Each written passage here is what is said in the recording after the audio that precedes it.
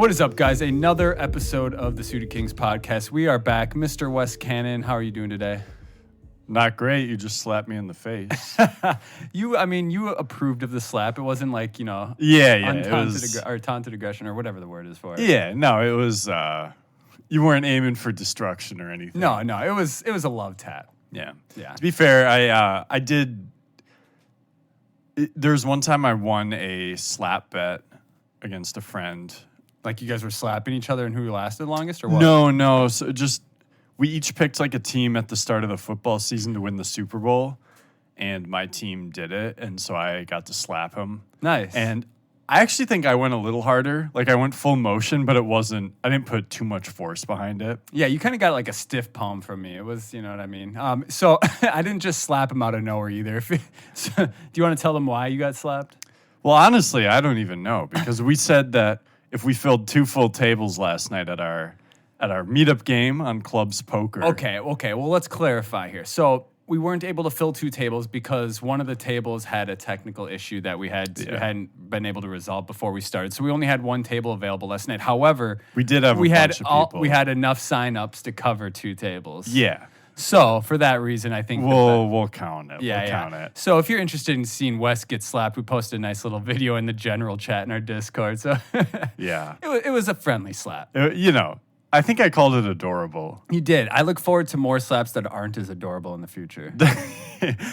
They're gonna. I don't know if this is gonna be a recurring agreement we have. Maybe we have to come up with some other ideas All for. Right. Maybe that sounds good. Maybe we'll see. Yeah. But yeah. So last night we had a lot of fun. We had our first Clubs Poker meetup game where we had a bunch of listeners hop in there. We were in our Discord chatting in our voice channel, and we were playing. What we're playing, 25-50? Yep. Okay. To be clear, that's 0.25 sweeps coins. Yeah. Not 25-50. So yeah, the buy-in micro stakes. Yeah, micro stakes type stuff. It's fun because we can all get in there battle. I mean, it's still we each would buy in for about 50 sweeps coins. And then we would, So I mean, you can't get slapped around too hard. Although I did, I blasted off hard last night. It was funny because like I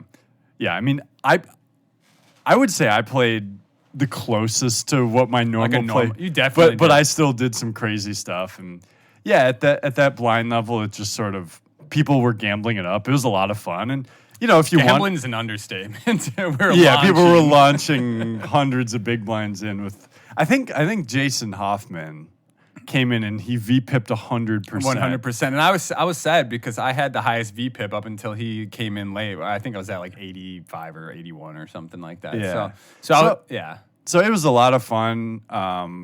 Glad some people were able to come in and play. And the good news, we were talking to the guys at Clubs Poker today, and it sounds like we're going to make this a recurring thing.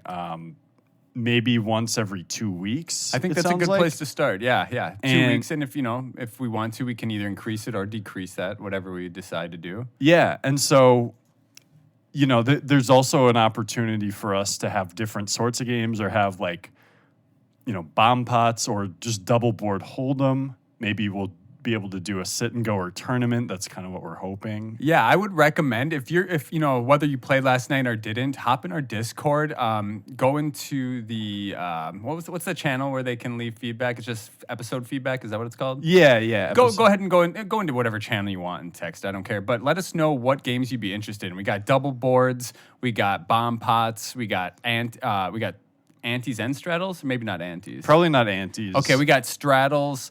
We can do straddle games. We can do all these fun different things. We can do mixed games. Last night, a bunch of us set up a second table and played Octo Mix, or in other words, I think it's 8 game. Yep.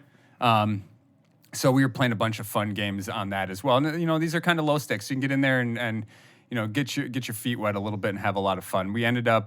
I ended up running up 100 big blinds into about 500 big blinds, and then all the way back down to 100 big blinds. Yeah, blasted it. Yeah. One of our listeners, Leo, and I had made a deal to just get it all in pre-flop for 450 big blinds each. I just open rip 450 bigs or so with ace queen suited. And he had kings. And he had kings. Thankfully, we ran it twice, and I popped an ace off on one of the boards, so we chopped it up. Yeah, another cool feature about the ring games on Clubs Poker, you can choose to run it twice if both players agree. Yeah, you can see what all both sorts of hands are stuff, and then yeah. decide. Yeah, if both of you agree to run it twice, then boom, you run it. And then you chop it up if, one wins one side and the other wins the other. Yeah. So, yeah, leave us some feedback about what kind of games you guys want to play. It was a lot of fun. I mean, and even aside from that, I will say I've been playing a little bit more on Clubs Poker. I've been really enjoying it. And if Are you guys, biased because you've been doing really well? been doing okay. Yeah, I'm very biased, actually. I'm just I will kidding. say. Clubs Poker's been awesome. I really look forward to continuing to be a part of their team while they grow. They're just getting off the ground here, and I really think they have a lot of potential. So Yep. and actually, before we move on to our actual content for the day, I wanted to talk about our final hand of the night, where I said I was leaving. Yeah, you min raised Queen Jack offsuit under the gun. Yep.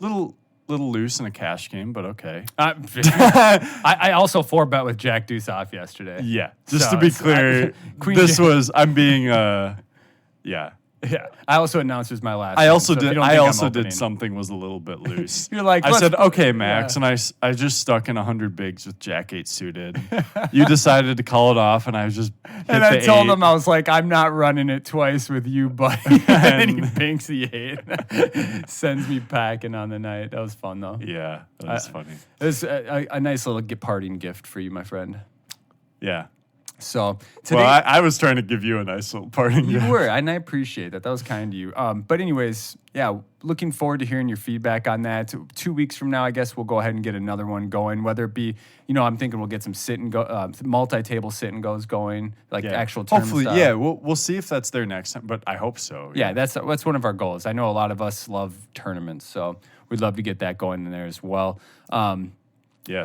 So use the link in the description of this podcast, or on the Suited Kings Twitter, or in the Discord. That's a great point to bring up. If you guys have been enjoying our content, we would really appreciate the support if you signed up to Clubs Poker using our affiliate link. It's a great way to support the podcast.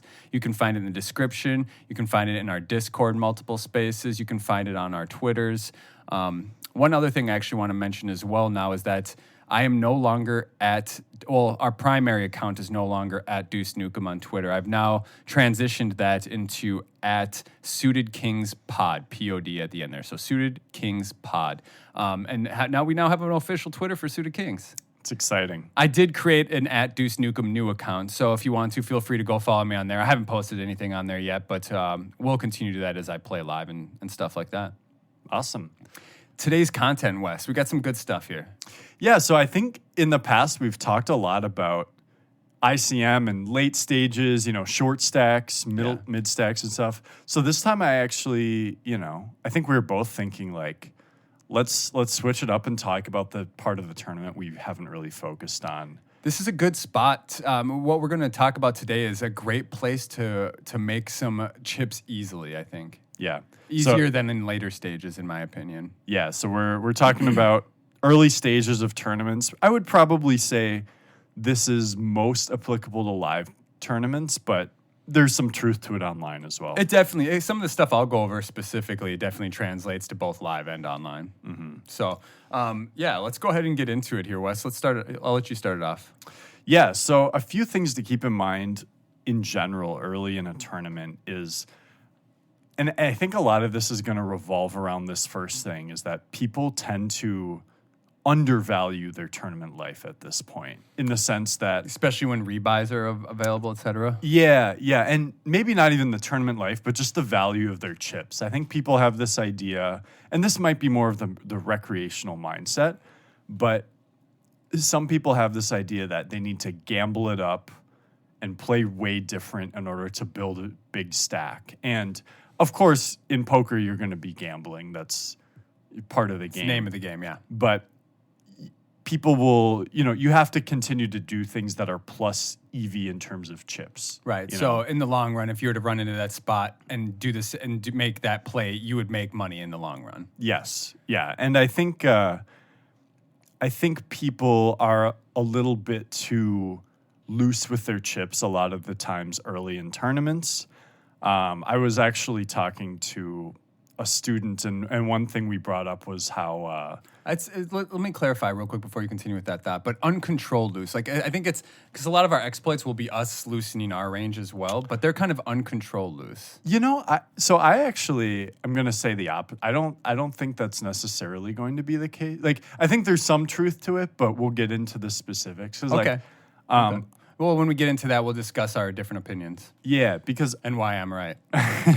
Just kidding. yeah, because like the best way to let's first finish the talk about like why this is an incorrect strategy, but why we can use it to our advantage when other people. Did you want to doing it. continue your story about your friend or? Yeah. So we were just saying, early in a tournament, sometimes you'll see someone like on the first level, maybe. Let's say starting stack is 30K and the pot is 15K, and someone bets 8K on the river and the big blind is 100, and someone just snap calls with one pair, and it's like you just snap called 80 big blinds with one pair. It's like later in a tournament you would never. And well, Yeah. you typically don't even have 80 blinds, but I think a lot of people don't understand the big blind concept still, even though we're so far into poker evolution at this point, and how important even having 10 big blinds can be. Yeah. And so like the thing to take away from that is our goal early in tournaments, it's going to revolve a lot around, being patient, waiting for big hands and getting big value. And going for big value, okay? Yeah. And honestly, it's a little bit more similar to a cash game where you're just going to wait for your spots and really push your edge. Yep. I think that's like the number one way for me to my number one strategy when going into a tournament, and then I'll deviate as I see how my opponents are acting throughout the start of it. But going into it, that'll be kind of my baseline strategy. Absolutely. And that's not to say, obviously, there are some people who are going to be a little on the tighter side. This could include, maybe if someone satellited into this tournament and they weren't going to play it otherwise, like they have that one tournament life. And they might value their tournament a lot more. So keep an eye out for those. I mean, knowing our opponent types is super important. I mean, if you listen to our podcast with Ryan LaPlante last week, he goes in and discusses how in depth he looks at each player and thinks about them. So yeah, what a smart guy. I mean, we probably could have talked to him for 8 hours. That was our longest episode. Yeah. And we barely got into too many topics. So yeah, very smart guy. So anyways, and then another general thought I have about these early stages is I'm not going to run too many big bluffs here. Agreed. Of course in some spots I'll c-bet and try and take it down. Can I pause you for a minute? Yeah. Why are we not running bigger bluffs in a spot like this compared to later on in a tournament? Yeah, people are just a little bit more willing to flick in that call. I think you just said it just a little bit ago. It's like they don't value their tournament life as much at that stage of the tournament. Yep. And also we're going to get in a lot of multi-way spots. I think all the listeners will be familiar with the situation early in these tournaments where you raise it up and you get 5 callers, you get 3 callers, and it feels like kind of no matter what you do, that's going to happen a lot of time if someone has even something close to playable. And you have to tread very carefully in pots where there's 3+ opponents. Mm-hmm. You'll find yourself getting cooler a lot more frequently. You'll find yourself with the second best hand a lot more frequently, etc. So yeah. And one other thing is you will see some limping. And while I don't have a strategy where I'm going to be the one open limping apart from in the small blind, I will, if someone else limps, there are some hands that I will over limp. Yeah. Especially if I'm later in position. And that'll be more like small pocket pairs or maybe a weaker suited ace or maybe even a suited king. Yeah, a suited king. I just want to clarify for listeners who aren't as knowing about the terminology. When he says open limp, that means he's the first person in the pot to limp. Whereas if he's cold. What Over limp, if limping. someone's if someone limped. limps in front of him and then he limps behind, that's called over limping. So open limping, you're the first in. Over limping, you're not the first in. Just wanted to specify that. Yep. So while I'm not advocating for open limping, I am advocating for if there are limpers, there are some hands that make sense to over limp with. I think we've kind of touched on this topic a little bit in some past episodes, but the hands you described that to be over limping are absolutely prime examples. Pocket pairs, suited aces, and suited kings. And the reason why these are the kind of hands we're over limping is because they have lots more nut potential than, say, 5-7 suited or Queen 10-0 or something like that, where hands where you find yourself just getting coolered more frequently. We want to be coolering other opponents. So when we have a hand selection like that, we're going to be finding ourselves coolering other people more than the opposite. Yep. Yeah, super well said. And these are good for when you are deep, when you have like 100 big blinds. Which is typically, we're always 100 to 200 bigs deep in these early stages of these tournaments. Mm-hmm. How do you feel about, say, cutoff opens? Okay. And so that's late position, and we're on the button. Oh my God, I almost just fell. We're on the, excuse me, and we're on the button with, say, 5-7 of hearts. This doesn't really reach our isn't a part of our, pocket pairs or nutted suited hands. However, I think this could also be another spot to over limp as well if So he open limps the cutoff. if you open limps, exactly. And I think it could be okay to over limp here, especially if we think our opponent is loose. And what I mean by that is, it has top pair and is willing to stack off with single pairs and things like that. So if we have like 5-7 suited, 9-10 suited, any of these kind of speculative suited hands and stuff like that, I think this is a great spot for us to over limp and try and find 2 pair plus hands that we can then stack single pair hands with, because we know our opponent just isn't going to fold, say he flops a king with king queen or something. Yeah, I think that's well said. And I would say the more people who limp in, the more incentivized I will be to limp behind instead of to raise, unless I have a premium hand. Because one thing that you'll notice is like when someone limps in and they have 150 big blinds, they almost never fold when you raise. So they don't. Yeah, most of the time, correct. And I know I've made this mistake before where I want to raise these small suited connector hands, and maybe the example you picked is like. I think when there's one limper, you can kind of go either way, maybe. Yeah. But especially if there's multiple limpers, you're not going to get through, and so you don't want to bloat the pot up with a hand like the 5-7 suited or something. Because then suddenly the SPR gets quite a bit lower, and you could you're not going to get everyone to fold right away. So why not just over limp and play a super deep spot. Yeah, and especially if you have position, because then you get to see what everybody does before you. I do want to kind of just add to this topic that the more players there are that have limped in front of us and we're thinking about over limping, the more I'm going to tighten my range to those nutted suited hands like ace X suited, king X suited, pocket pairs. Whereas, like I gave the example with 5-7 suited on the button to a cutoff open, I might fold that if there's 4 limpers in front of me. Okay. And the reason is just to avoid getting coolered. Yeah, that's a good point. It's more likely someone has your hearts or your spades, whatever suit has those dominated.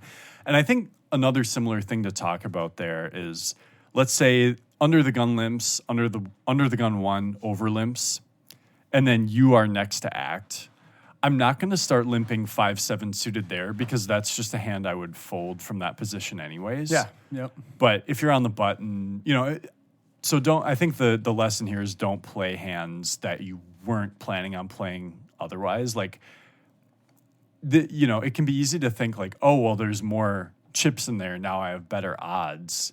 And while there's little truth to that, the actual, the other side of that is, there are now more people who could cooler you, and you're going to have less fold equity. You're going to have to get through more hands. And so actually, like, if someone limps, you should play slightly tighter, because think of it this way.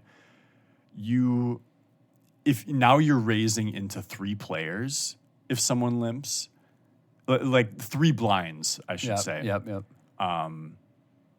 And the limper has already told you that their range, it's not just 2 random cards. At the very least, it's a hand they want to play. So it's actually, even though their limping range might not be that strong. I feel like that changes it from a cash game to a tournament, I should say, to clarify. I think cash games, people might just play any 2 cards, sometimes limping. You see that a lot. But I think early stage tournaments, that's also true. Okay, a lot of the okay. times. Okay. And Didn't mean to get you off your thought process. yeah, no, that's fine.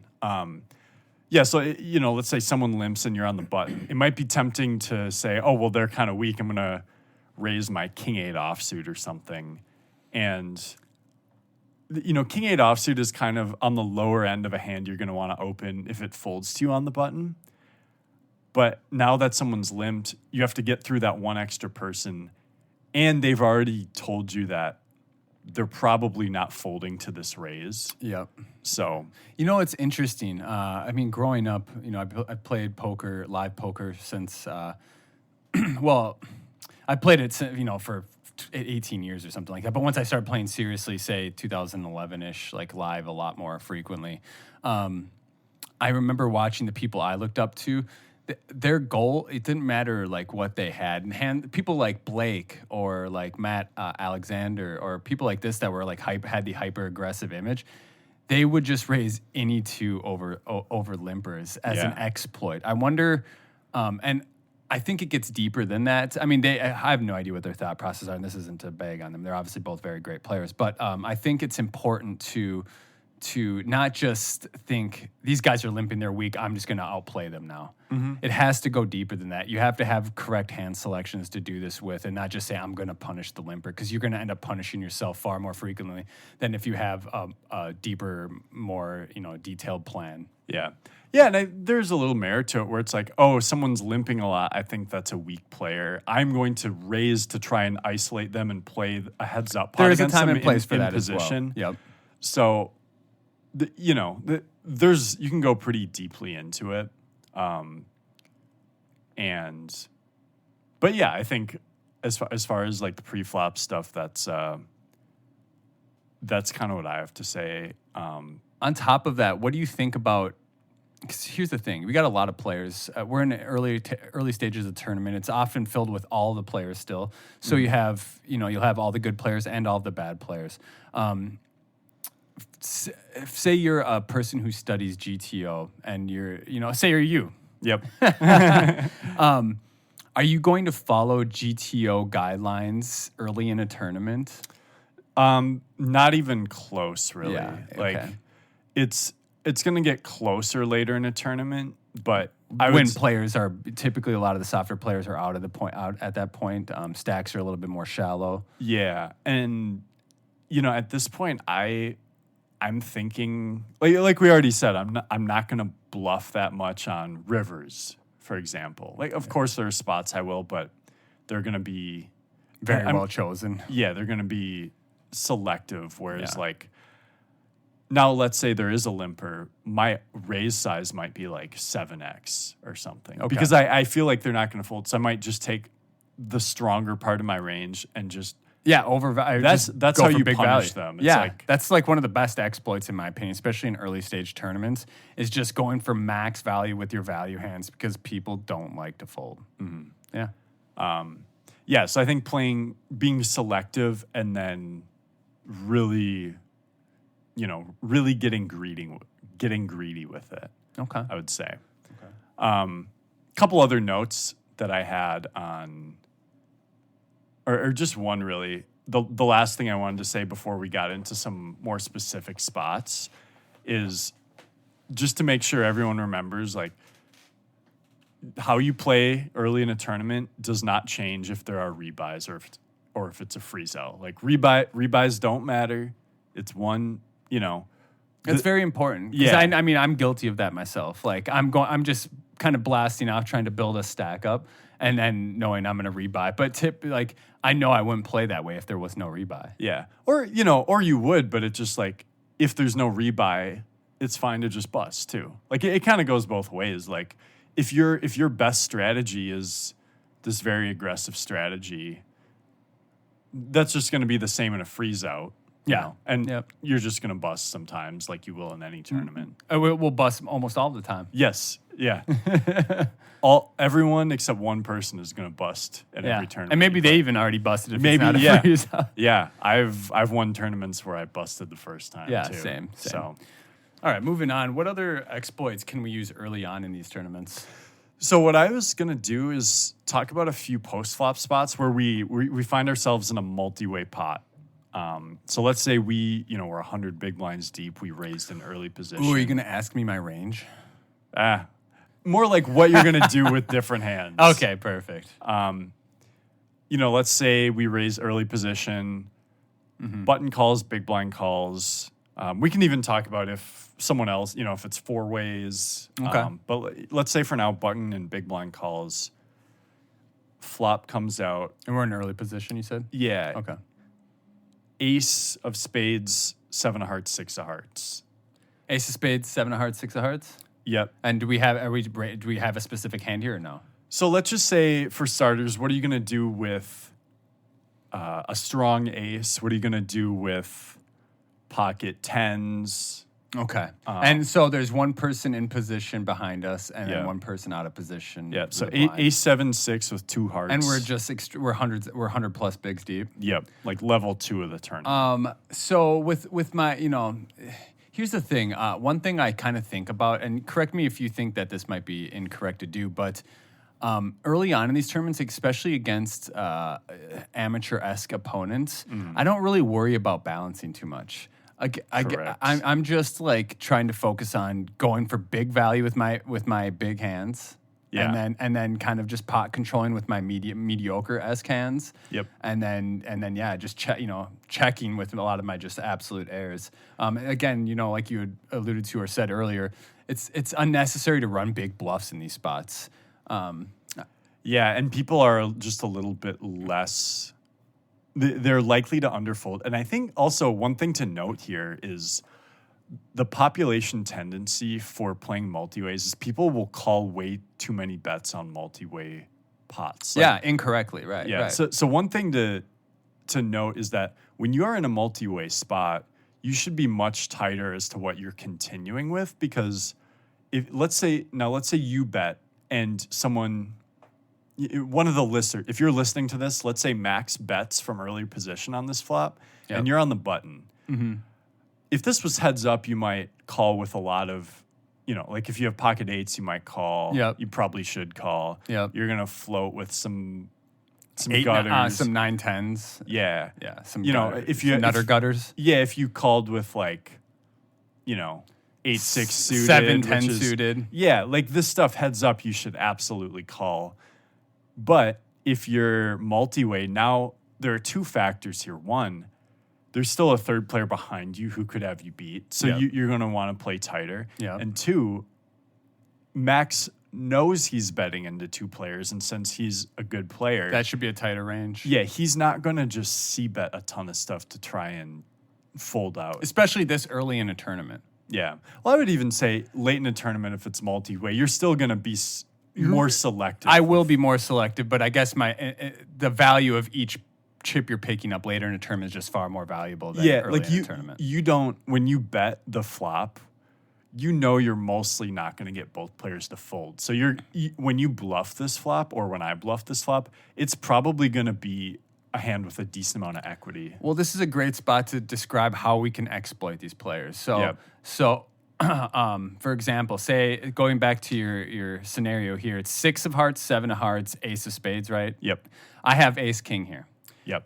There's 3 players. I'm going to go probably like 75% to maybe even a little over pot here. Yeah. So this is I really like to hear that, because what theory would do is a lot of checking and then some small betting, because your opponents should fold more. Yeah. So you're actually supposed to bet smaller in multi-way spots. But if we know they're underfolding. Yeah, if we know they're going to underfold, I would do the same. Might where as well I'm just gonna get the bet- most value. Yeah. Sometimes in these scenarios, you will inflate the pot and they will catch up and then you'll bust. But just know that while you were putting the money in, you were ahead, right? Yeah. Yeah. So and then that's just the name of the game. Like, don't be results oriented in those scenarios where you're exploiting your opponent, you're inflating the pot size against them, and then you end up losing. Don't blame that on the strategy. Blame that on variance. Yeah. Actually, blame it on the dealer. Blame it on the dealer or Wes. Yeah. Yeah, For or telling me, you to or do me. Yeah, so I think that's great. So going back to that, so Ace King, I'm gonna bet bigger. And again, I'm gonna be less balanced in the spot. Go ahead and try and exploit me for saying that, guys. But Yeah, it did occur to me I like know. we're putting this stuff out there, and that's eventually. okay. And that's okay. I'm aware of it. So here's another thing, and also those scenarios come up so infrequently. Specific scenarios. That's good luck finding that exact spot against me. So, Yeah. anyways, and then your second hand you gave me was pocket tens. Yes. This is a hand, specifically in this scenario here, this is a hand where I'm going to bet there's a lot of ways you could think about this, right? But I'm going to bet probably between like 30 to 50% pot. And just like, because I have range repping here, so I'm going to be repping an ace, but I'm also denying equity to an extent. If I get called by, say, one of the players, depending on turn, I'm most likely going to be shutting down on most turns because Okay. that'll bring a 3 straight or an overcard a lot of the time. Yeah. Okay. I'm snap checking the 10 or not Okay, snap, but I'm probably 100% Right, checking. and that's completely fine as well, in my opinion. I would also check the tens a lot here. I think it's fine either way. I don't think it's terrible either way. I think checking's probably the better option. And then as for something like, okay, well, what would you do with? I'm assuming any flush draw.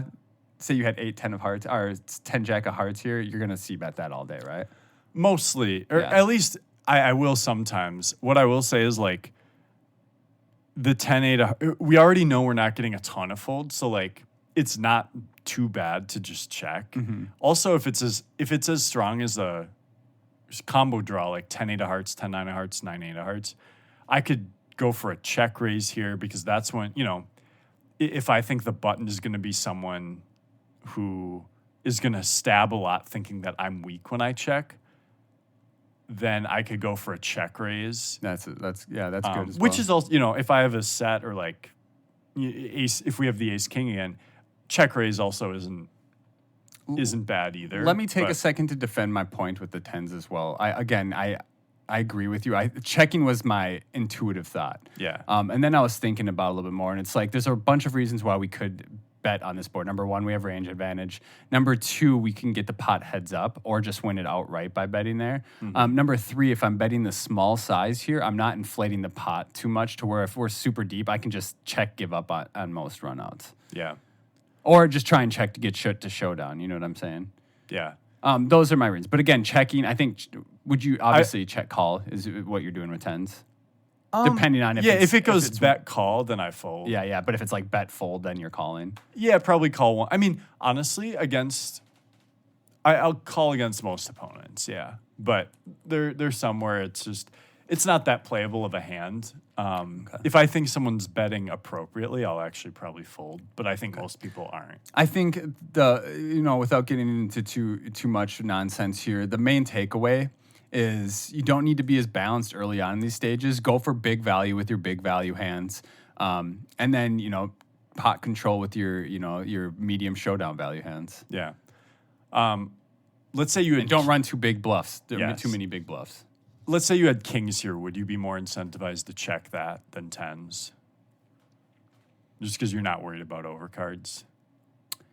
It does remove one of the reasons. I think so. Yeah, I think so because I'm not having to deny equity to any jack, queen, or king that could easily turn with 3 players in the pot. Yeah, that sounds good. And then I think the last thing, and I think we both agree, is like, let's say we have queen 9 of diamonds or something. Yeah, I'm just checking. Yeah, just give it up. Give it up. Like, We're super deep, and winning this pot's not going to make any sort of substantial difference to our stack. But if we start turning this to a bluff, it could just destroy us. yeah, and even if your plan is just to stab once, like we've already realized not only is this stage of the tournament, people are just not going to fold much, but people underfold in multi-way spots, and this board is a little wet. Like, we're not expecting to get a lot of fold. It's different if it's maybe a king deuce board 3 ways. Then we could stab for a small amount. You know and what? people will just fold. You know what I was just thinking? I just had a thought back to our home game last night where you exploited me. It wasn't necessarily the best exploit because there was a third player in the pot behind you. It was terrible. But you know, but if it was heads up, like you exploited me and you got me to call off with a hand you had dominated, right? Yeah, you called off over 100. You called off 150 bigs with 7-6 offsuit. Don't forget to mention that I 4-bet it first. Yeah, you cold 4-bet. So Wes opens under the gun. There's a call. I think it was Aiden maybe or someone or Blade. I don't know who called, but then Casey 3-bet. Yeah, Casey. Yeah. Oh, okay. No, there was no call in between, was there? Whoever was to my left called me. Oh, really? Yeah. Okay. But there's a 3-bet, and then so you weren't worried. Was about it Casey that had aces? Yeah. Okay. Yeah. So it was open, a flat, then a 3-bet from Casey, who had a high 3-bet percentage. He'd been 3-betting a ton last night, and I look at the 6-7-0, and I'm like, this looks a lot like aces. So I 4-bet. So I 4-bet. I don't even remember. It was like tiny size, like 22 bigs or something like that, right? Yeah. Yeah. Because I think I it want to was say 25. something right around that range. Yeah. And then Wes goes, you said something. You're like, this, you even like announced that it wasn't great or something. You're like, just because I know this scenario, this is what I'm doing. And then he goes all in for 100 plus bigs. Yeah. I was more worried about the 3-bet than the 4-bet. Let's put so Max at this point had the first hand of the night. He blasted off with 6 deuce suited to me. As 6 deuce. Oh, 6 deuce suited. Yeah. You did have a flush draw when you got it. Yeah. And then I also 3 or 4 bet you with Jack deuce off. You 3-bet Jack deuce off and then bet 1 big on the flop and then potted the turn, I think. Yeah. Man, these strats are just so strong. Yeah. So let's keep in mind this is not Max's normal strategy, but this is the This is the meetup game strategy. The meetup game strategy where we just want some action. We were all in Discord just laughing our asses off, having a good time. Yeah. So honestly, when Max 4-bet here, it's like, I know he's incredibly. He knows my range is really wide, and because of how I've been playing so far. So what he's doing here is exploiting the 4-bet with a hand he would never 5-bet jam with ever, pretty much. Yeah, except for in this scenario. If I have 8s under the gun and then I get 3-bet and 4-bet, I'm always folding that. Right. Yeah. Except when I know the 4-bet is almost any 2 cards, and I mean, pretty much, yeah. Yeah. So I just ripped. I mean, I had like 250 bigs. Max had like 150. Sadly for me, Casey something too, didn't he? He only had a little over 100. I had like 450 to end after that hand. So yeah, well, we all know how this is. So Casey snap call. He has aces. Max calls with 6, 7. Hold on, before so he goes all in. Wes goes all in. Casey over jams all in. If he has you covered, I don't remember. He jams as well. And then I asked the Discord, I'm like, do you guys want to see me call this off with? I'll call off 100 plus bigs with 6, 7, 0. We got a couple of thumbs up, so I said, let's do it. And we click call. We flop a 6 and turn a 6. Yeah. After we flopped a 6, I straight up called it. I'm like, oh, I'm winning this one. That was glorious. So what was our point of that You conversation? were exploiting me by 4-bet or 5-bet jamming 8s there where you typically wouldn't. You got me to call off with 2 unders to your pair. That's the exploit. We kind of went on a tangent there, but that was it's an explanation of where you deviated from what should be done to exploit me. I mean, it's different that Casey was in there already 3-betting, but yeah. That was just a fun hand. It was fun. Anyways, let's get back on track here. More exploits. Yeah. So early stage tournaments. So we kind of talked about how, that sort of board, how we want to play it. Now let's say we have a board like Queen, same situation, but Queen, 9 rainbow. You said same position, same people? Yeah, same positions. Okay. How are you going to look at this one differently? Queen, 9 rainbow. Yep. Okay. This would be, if this was a single suited board, I would probably play it pretty significantly different just because there's so many more draws out there now, depending on what my hand is. Say I have pocket aces here. Most of my hands, I'm just going to be betting small here. Even my big value hands. This is an interesting one because it's like if you have aces, you don't want to bloat the pot with aces on a paired board. Yeah, you're not, especially with it when it's a queen, like you're not looking to get 100 bigs in. You're with definitely aces. not. You really got to be careful in these spots, especially in multi-way spots where someone can have a queen and then you just value own yourself, right? I don't even mind checking aces on this. I wouldn't check aces on if it was like a suited queen X board. Typically, the ones I like to check back more if I have aces are like paired boards with a non-connected hand. So if it was like a non-connected card. So if it was like 8-8-3. Sure. You see what I'm saying? Interesting. Yeah. Whereas my opponents are going to have a lot less equity. On the queen 9, there's just going to be a plethora of gutters and open enders there that I want to charge. Yeah. So yeah, we don't. I mean, I do have a thought on that because I think I mostly will check back aces on a board where it's like my opponents could have just flopped a straight, 7-4-5 maybe. Yeah, like this. I agree with that as well, especially if the big blind's in there. Yeah, I think on the paired board, now it's different because this is multi-way, but if we were like heads up, I'm going to c-bet aces small on the paired boards just because I'm c-betting like everything. And so if I check back and then, call turn, like it almost could set off some alarm bells for people if it's like, wait, why wouldn't he just always c-bet this board? Yeah, I agree. But well, let me ask you then. All right, aces. What are you doing on queen 9? Yeah, either check or bet small. Check or bet small. I like it. What are you doing with queen on queen 9? Bet small. Bet small? Yeah. Does this not, in early tournament, is this not a spot where we can just not balance and just go for value, like by sizing up? Yeah. Kind of go along with what we're trying to say earlier. Yeah, you're probably right. I think deep in a tournament, I'm definitely betting small. Yeah, because I'm not trying to get all my opponents to fold. Yeah, I think you're right. I think I would say I'm still not going like the 75% or pot because I think with this first bet, I want people to call with like pocket sixes or something. I was just thinking of that same hand. But I think even with 75% against a lot of, these Joe Schmoes in these tournaments, they'll call. Okay. They'll call. They put you on ace king, man. That's true. How many times have you heard that? Infinite. Countless, right? Yeah. So here's also an idea too. Like some people, and maybe if you think people will call that big bet with sixes, then you should just make the big bet. But also, like a lot of times, if we check here, then the player in position might put us on ace king, or any hand that misses, and then they're gonna stab with a lot of stuff, and there might be some reason. So here's another thing too, is to take into consideration. It's not always just bet big with your value hands. It's notice who your opponent is. If I think my opponent's gonna click away if I check, like I have a lot of notes, especially online, of players who have like check to this player.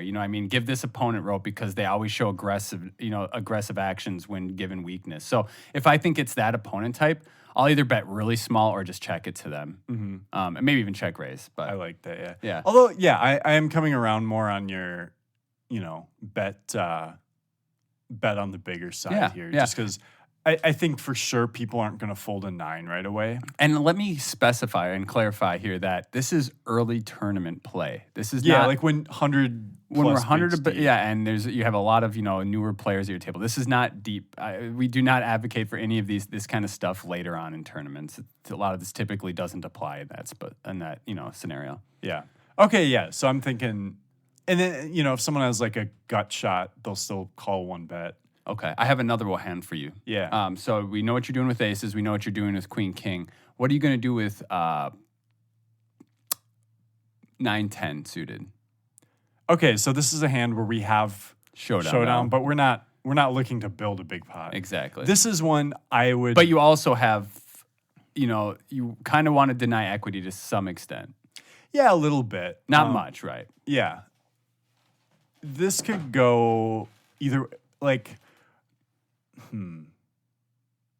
My instinct is I'm going to check this. Okay. And for a couple reasons. One, pot control. Like that's my biggest thought. Yep. Check for pot control. And like if it's kind of almost the same as aces. Like we don't want to just build a pot here. It's a little. It's not the same, but yeah. Yeah. You would beat a lot more say- hands with aces, obviously. Yeah, and aces, like, you don't. Now there's an extra 9 in the deck for someone else to have. That's a good point as well. But yeah, I think with this, like, for one thing, when we check now, the button might stab, kind of like we said. He could stab with like 6-7 suited, even. Okay. You know. Okay. And so this hand might play really well as a check call, and then we also have the luxury of seeing, you know, if we check and the button bets, if the big blind check raises, we can just get out of the way. Yeah. So we can have the luxury of knowing. We're kind of taking position back by checking. Yes, in a sense. Yeah. I have one more hand. So we know what you do with the big value queen hand. So the board again is 9 queen queen. Mm-hmm. We know what you're going to do with aces. We know what you're going to do with queens. I hope you guys are writing this down and taking this to the table when you're playing against Wes. Yeah. Just kidding. But now let's see what you would do with your semi bluff hands. 10 jack. Yep. So again, this is going to be very exploitable. Yeah. Not just it's exploitative, but anytime you're making big exploits, you become exploitable too. 100%. So I think this is a spot where I'm definitely gonna I had a thought, but I will actually say I'm gonna do a little bit of everything with Okay. Jack 10.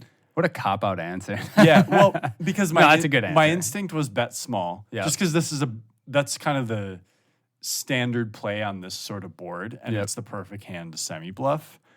But when we bet small, you know, I guess it depends on how inelastic we think our opponents are going to be. So if we think people Can are you just explain to the listeners what inelastic means? yeah, so if you are inelastic, it means you're going to respond the same to a bet regardless of its size. Okay. And if someone's very, and on the other side, if someone's elastic, which you should be, you should respond differently to different bet sizes. If someone's elastic, yeah, it means they're Typically they an are amateur player as well. inelastic. Inelastic is I'm talking- Yeah. Elastic means they're what's the word I'm looking for? Oh my gosh. Anyways, continue on. I'll think about it. Yeah. So what I was thinking is part of the reason we're betting. They're dynamic. They play more of a dynamic style. Yeah, well said. So part of the reason we've been saying to bet bigger with the strong value, is because people are just going to call too much because they're a little bit inelastic, even if they're not completely inelastic. That's a great way. Yeah, that simplifies it a lot. Yeah. I like that. So if we think, now, obviously, maybe people will pick up on this a little bit, but if we think someone's not picking up on it, it means we should actually just go smaller with our bluffs, because if they're going to kind of respond the same to either one, then we should just give ourselves a better price. Okay. Until we think they might figure out what we're doing. Yeah. Of okay. course. Yeah. So that's the argument for betting small with Jack 10 here. And this is the kind of board where both players could just miss too. Okay.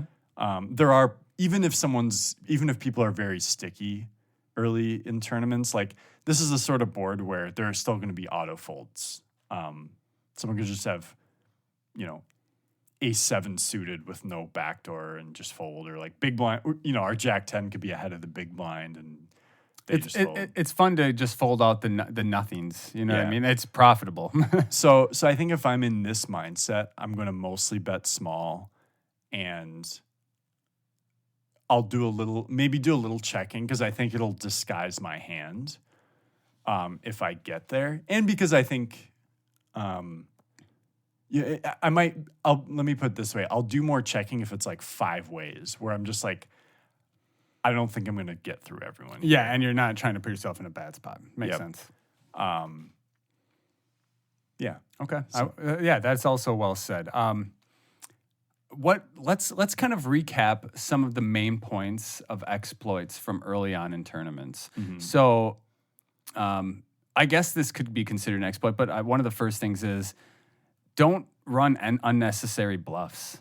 Yeah. I mean, honestly, like you can play a little bit more straightforward with your hand history earlier on in tournaments. I would actually say I feel like early in tournaments is the time to just feel like you're playing almost to ABC of poker. Yeah, I agree. I think that's it's a great time to do it. Especially at least when a lot of chips go in the middle. And then as they say, A, B, C, and sometimes D. The sometimes D is just going for, well, I guess they could be considered A, B, and C as well. Anyways, just going for big value with your big value hands. Say you have king, queen on queen, queen, nine in a three-way pot. Let's bet 75% plus. Yeah. Let's just get some fucking chips in the middle. Excuse my language. This is how we make money, though. This is how we build stacks early on to then have, you wonder if you're that guy that's say we're approaching the bubble and you find that you're often that guy that's sitting on the sidelines, allowing someone else to just punish the bubble and you're kind of just short always on the bubble.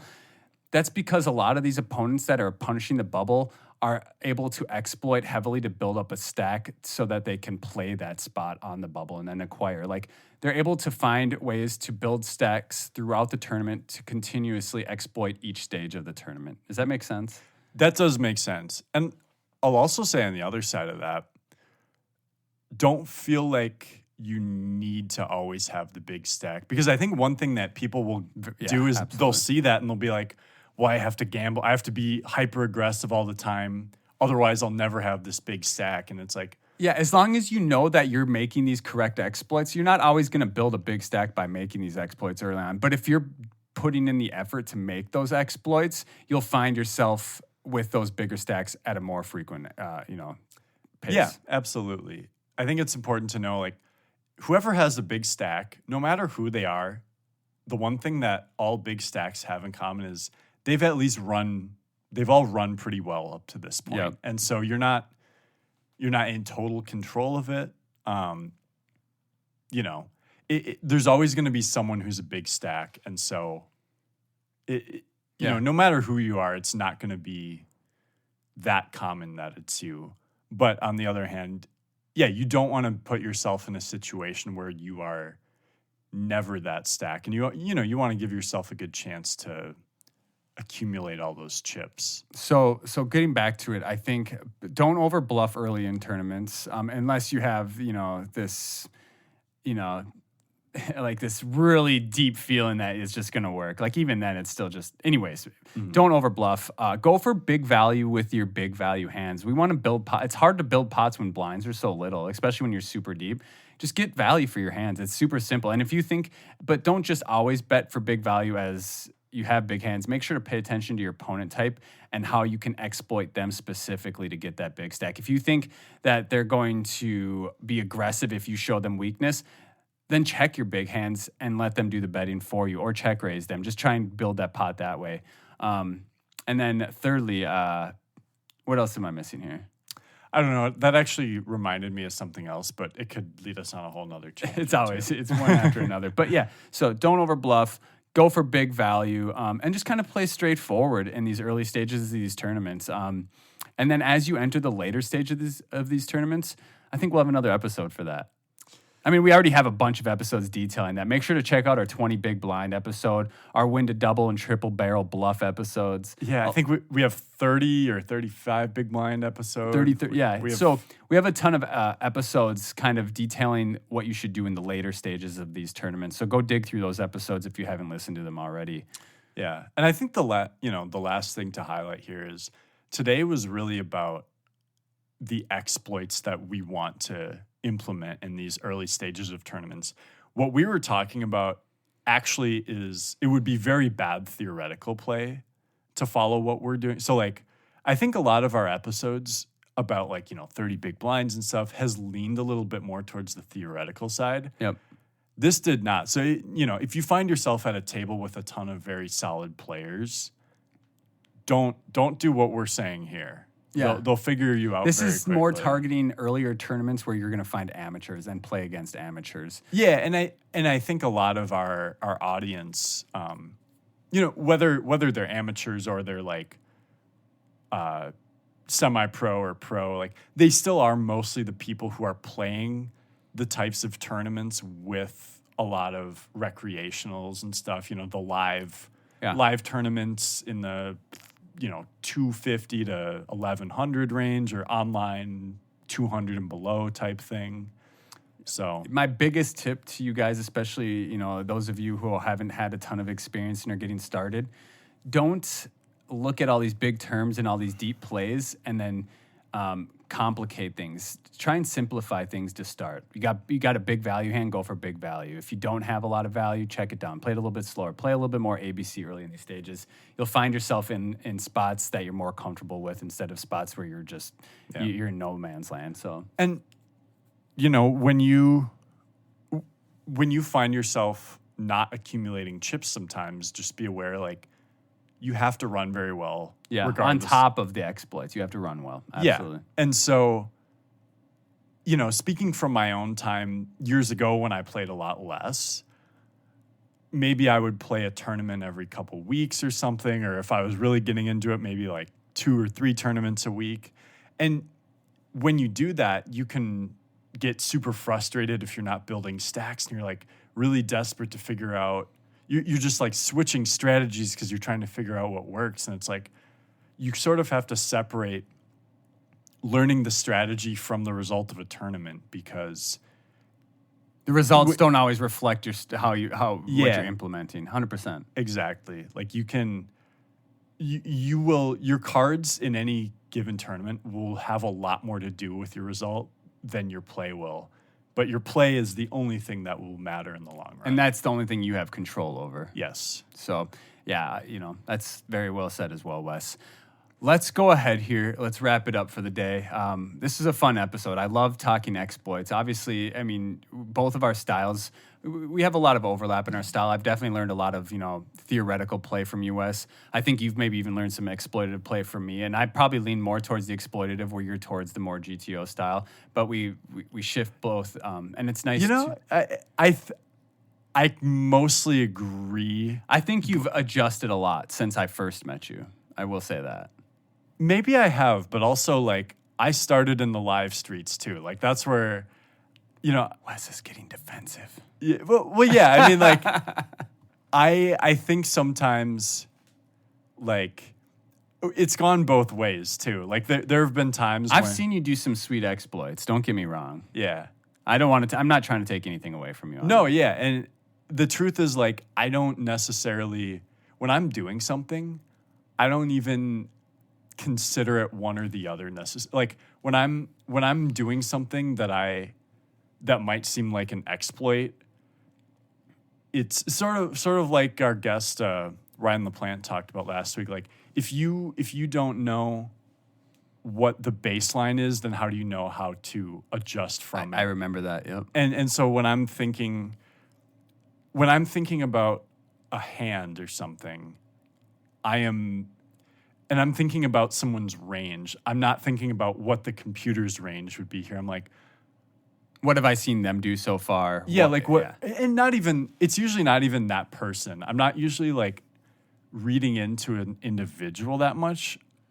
I'm reading more into the player type, or like the field, certain things that the field of players do more often. Like, if someone 3-bets and then bets flop in turn, I'm not going to think, oh, they have all the ace-4 and ace-5 suited like the computer would. Yeah. I'm thinking, so I'm assigning a range to them in my head and seeing how my hand does against that range. Okay. So you might, and your range is your range that you're putting them on isn't just based off of what GTO says it would be. Exactly. So it's not. So it's kind of like, do you put that? I'm thinking about it in a theoretical sense, maybe, or at least in a mathematical way.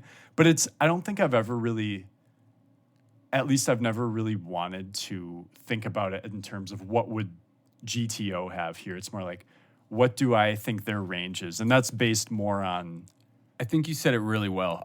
You like what Ryan said, like, you have to have a baseline, right? And that's what I meant. It wasn't meant to be offensive or to say you're not any, better or less better at explaining. But what I'm saying is like, you study baseline more. So baseline more than someone as myself. Like, you've studied it more than me. But that's not what you base all of your information off, because you know how to properly utilize that baseline. Definitely.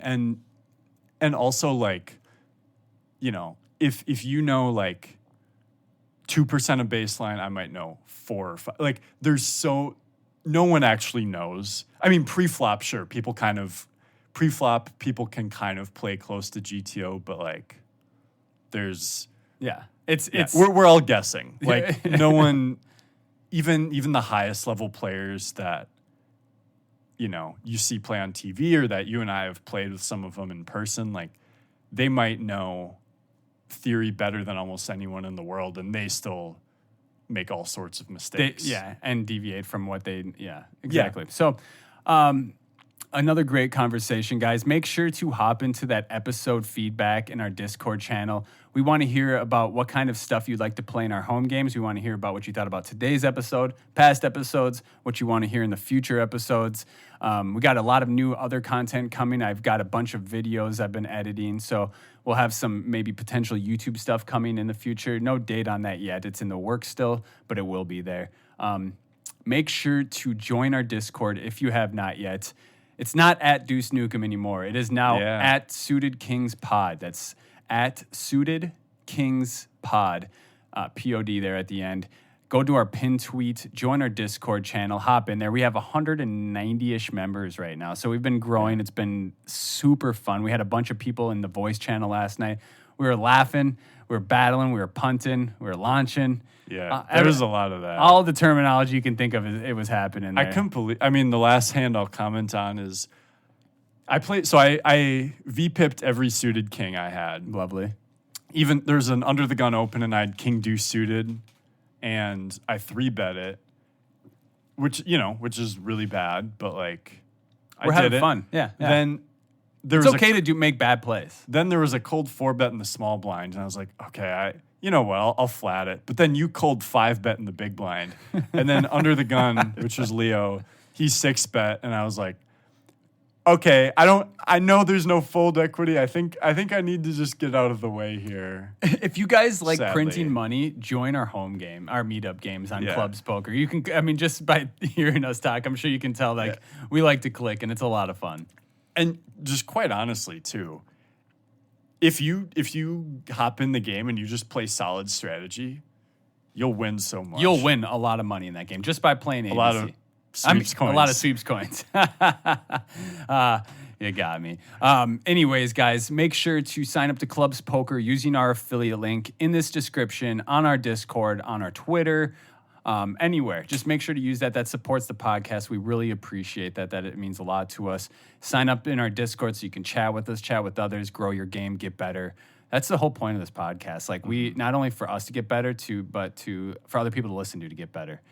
So many times I've been sitting there at a table and someone comes up like, hey, I just listened to your podcast on the way here. And they listen to this stuff to try and motivate them to play better. And that's what we're here for. So including for ourselves. Guys, it's been a pleasure. Go exploit some fools and we'll catch you on the next episode.